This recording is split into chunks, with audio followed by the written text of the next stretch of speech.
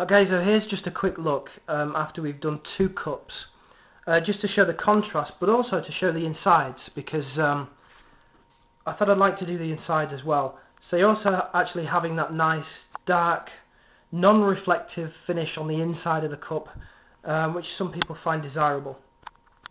I'll get back to you when I've done the last cup. Hi, back again. All 3 cups are done now and I've dried them off, and I have to say I'm really not happy with the result, but I did say whether it works or whether it fails, I'll show you the results so that you don't waste your money. It's kind of gone strange. The patina on them, well, it almost looks like an anodized type finish. It's not an unattractive finish, but it's not what I was looking for. So here's what I'm going to do. I got the information about neutralizing the liver of sulphur from a website, and I believe, or I suspect, because the instructions on that bottle don't tell you to do that, that if I try it without, it may have different results. So I'm going to clean up one of the cups, or actually see if it will clean off. It may not, and if it does, I'll try it again with 1 cup and show you the results. So here we are back again, and some good news. You can remove this if it doesn't work.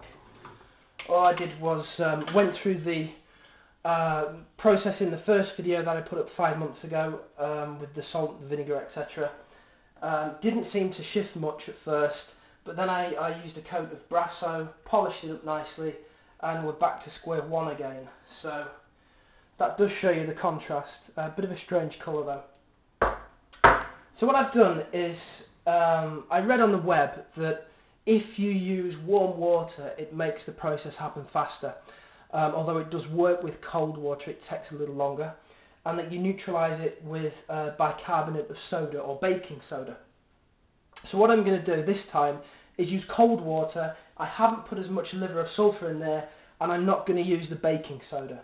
So let's have a look and see if we can get a decent looking patina instead of this odd anodized type look, which is actually quite growing on me.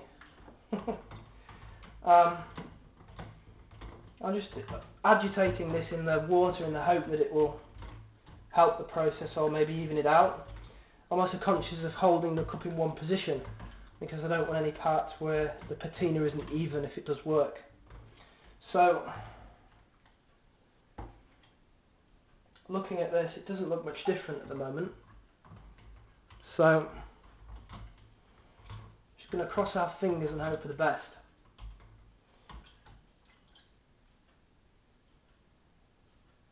It's certainly a lot slower with cold water, that's for sure. But obviously this does give us more control over the end result. So what I'm going to do, seeing as this is taking some time, is I'm going to keep on doing this. And because I'm no good at video editing and making things going fast forward and stuff like that, I'm going to stop the video and I'm going to come back to you if and when it reaches the desired colour. So after a little while, this is how they've turned out, or this particular one has turned out. Probably at the stage that most people would like. However, I do have something to show you. It may look great at the moment, it may look good. It's probably where most people would start, and obviously as you use this it would patina a little bit more. But I noticed something. When you actually wipe the cup to dry it, it actually removes some of this. So I would suggest, if you're going to do this, to do it a tiny bit darker than you probably would want, because drying the cup is actually going to remove some of this.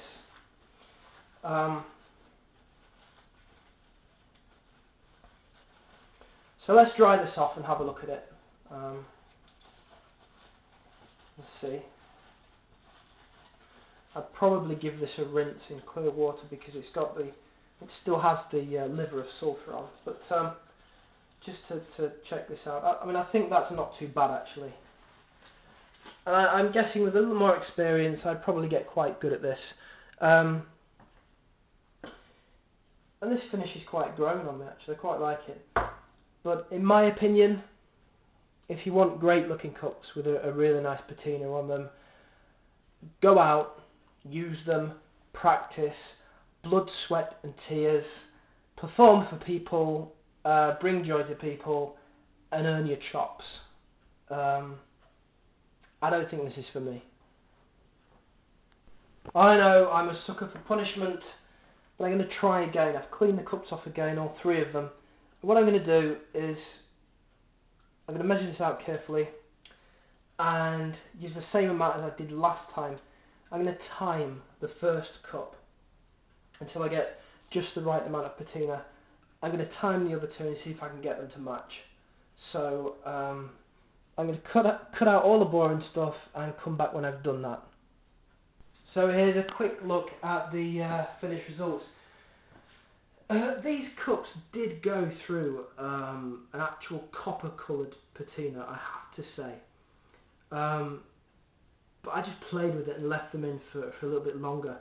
The first cup I left in for 50 seconds until it got this kind of, I don't know if it shows up on camera, but it's almost a gold tint to it. It's very unusual, I really like it. Obviously they're dark inside as well, so it helps with the lack of reflections and such. I then left each one in for 50 seconds. The last one had to be in for quite some time longer. I presume that when you're using small pieces of jewellery, you know, there's obviously a lot less surface area than the inside and outside of a cup. So you can get a darker copper coloured patina with this stuff if you're willing to experiment and play around. If you want something unusual like this, which is, I don't know if it shows up on camera at all, but it's a goldy colour, it's very interesting. Almost looks like a cross between brass and copper. Then by all means play about with it. But for me, I'm certainly glad I didn't use it on my Foxy 3s. And I'm going to go out there and use my cups and get a patina on them that way. As indeed a lot of my cups have. So there you go. If you want to find out more about anything cups and balls related, join the newsletter at www.cupsandballsmagic.com, and thanks for watching.